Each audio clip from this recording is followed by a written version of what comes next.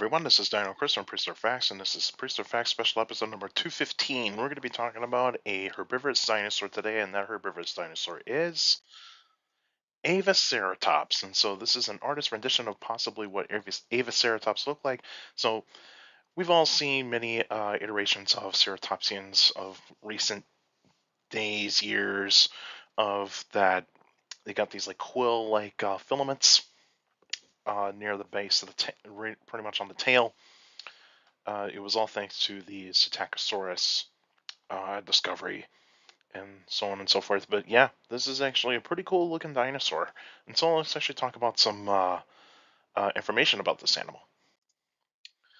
So some information about Avaceratops. The name Avaceratops means Ava's horned face. I don't know who this Ava is, so it's a guess on my part.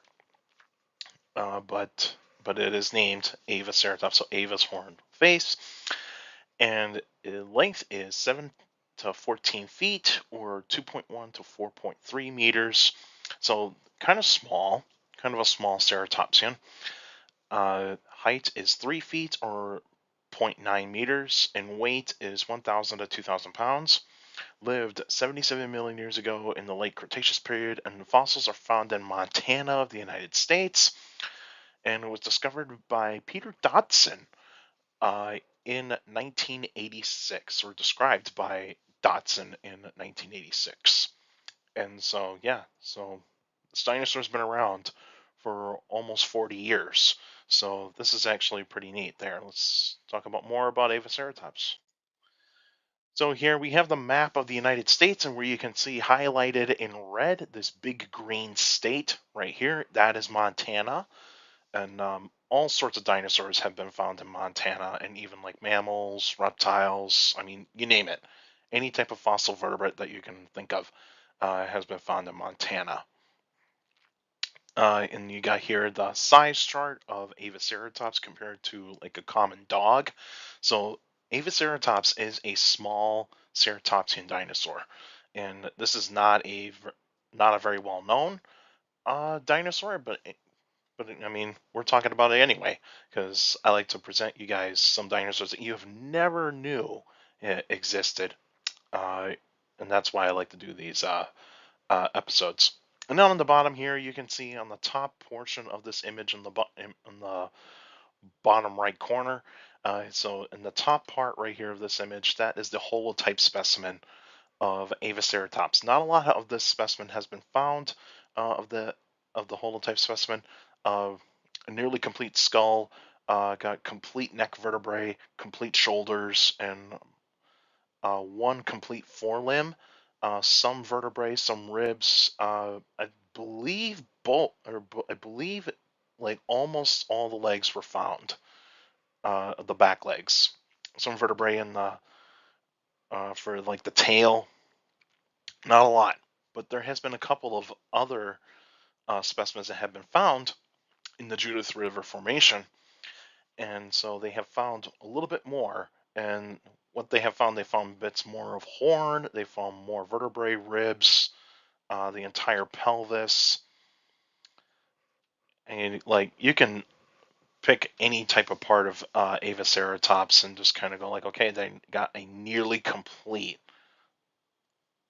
uh, skeleton of this animal, and so yeah, we know a little bit about this thing, but there's still some that are yet to be discovered, and hopefully that we can find a little bit more tail vertebrae and so on and so forth. More information about Avaceratops. The name, or no, excuse me, not the name.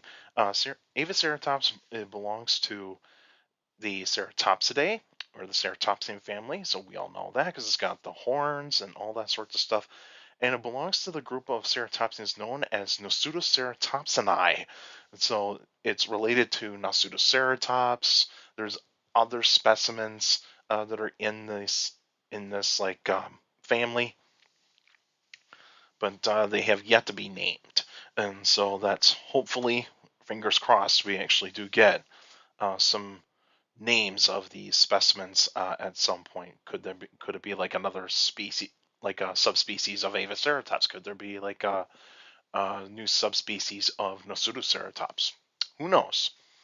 But anyway, Avaceratops has features with ceratopsians that are very familiar, but it's got some differences compared to other ceratopsians.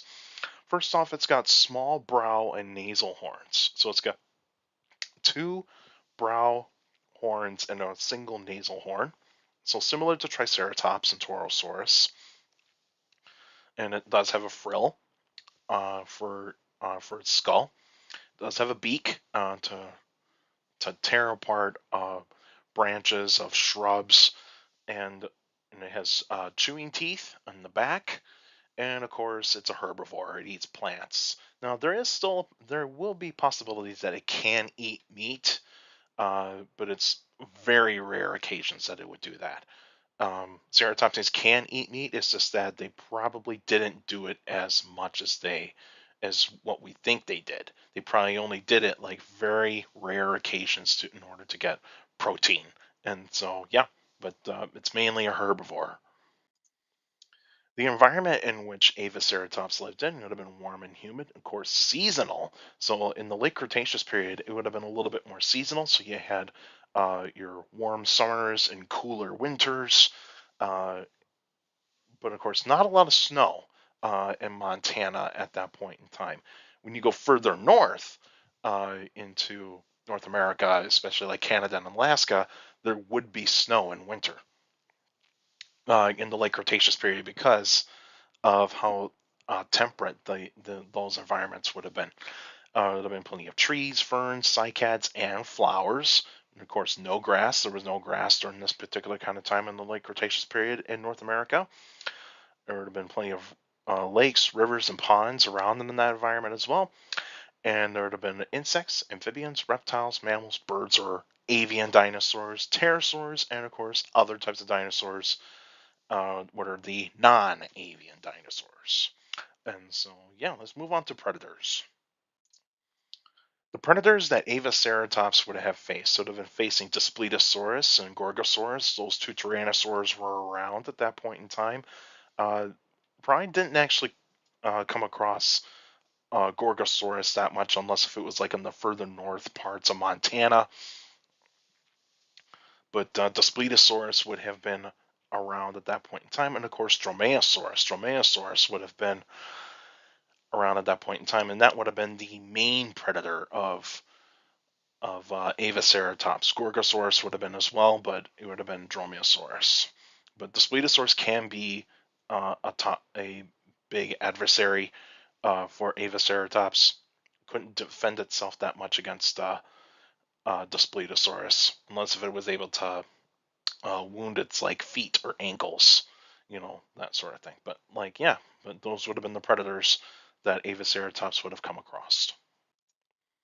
Extinction of Avaceratops was mostly due to climate change. It got slightly cooler temperatures would have happened when you get towards 75 million years ago. But then around 75 million years ago, this is when the Rocky Mountains began its early stages. So you had plenty of earthquakes, volcanic eruptions happening at that point in time, and so Avaceratops could not adapt to those kinds of changing environments. And of course, plants changed, and of course, all the competition for the ceratopsians grew at that point in time. And so all these new ceratopsians took over the niche of what Avaceratops probably was at that point in time. And so when you have so many ceratopsians out there, it's hard for other ceratopsians to compete against each other that way. But yeah, I think like say like Ionosaurus or even like say Chasmosaurus would have been ceratopsians that had progressed over towards taking over the niche of Avaceratops. And here's a map of North America around 75 million years ago, and you can definitely see where Montana is in this part of North America. Highlight it right around there. And so, yeah, that's where you see where Montana is, and so you kind of see where Avaceratops probably did live. And of course, the Western Interior Seaway, uh, was starting to retreat around, was slightly retreating in 75 million years ago. But yeah, this is where Avaceratops did live. So the next episode will be on November 2nd, 2023, and there'll be a Q&A episode. So if you get any questions about dinosaurs and other prehistoric life, feel free to email me at dinochrist71@gmail.com. Or go on my Facebook page, Prince of Facts of Dino Chris. Like the page, yes, you put your questions in the comment section. Please put them in the comment section. Don't put them on Messenger. Messengers are private conversations. So please put your questions in the comment section on a Facebook post. And for your YouTubers out there, like the video, subscribe to the channel. According to my analytics, a lot of you guys are checking out my channel and not subscribed yet. So please feel free to hit the subscribe button. And also hit the like button for this video and all the videos that are on my channel, because that's how the YouTube algorithm works now. Is the more likes the video gets, the more likely it gets spreads out to people that are interested in dinosaurs, prehistoric life, paleontology, geology in general, and hopefully that can get more people to watch these videos. And also share the videos, share the videos, share the channel to anybody that is interested in dinosaurs and other prehistoric life. Feel free to do so. And also hit that notification bell so that way you can get weekly notifications of every video that comes out. And also for YouTubers out there, feel free to leave your questions in the comment section, because I do read them all. Your questions do mean a lot on the Q&A episodes. All of you that are sending me questions via email, Facebook, and YouTube. You guys are awesome. Keep up the great work. You're giving me some great questions for the Q&A episodes. And also make sure you keep your questions short to the point. You can also follow me on Instagram at dino.chris.pf. I post pretty cool stuff on there. You can also follow me on Threads at dino.chris.pf. Same thing as Instagram. And I post pretty cool stuff on there as well.